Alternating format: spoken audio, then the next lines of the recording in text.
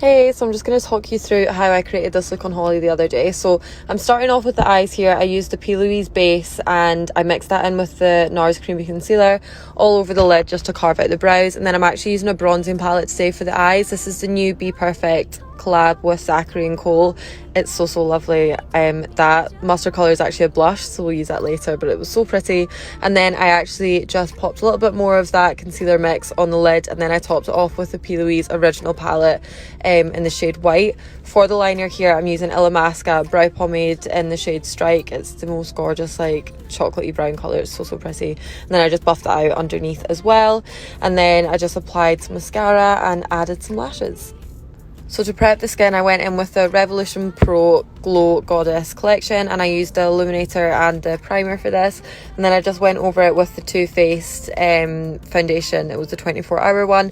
And then for concealer, I just used that same mix, so the P. Louise base mixed in with the NARS Creamy Concealer.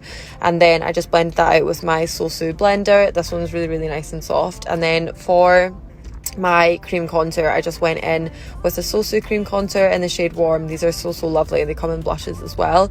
Then just to set underneath the eyes, I always use my Jordana Tissia set and brighten powder, and I use this one in the shade Half Baked before I bronze a little bit with the Hoola bronzer. And then I just used this nice kind of yellowy toned blush from the palette with Be Perfect, as well as the pink Dior blush. And then for highlight, I used Illamasqua in the shade Epic.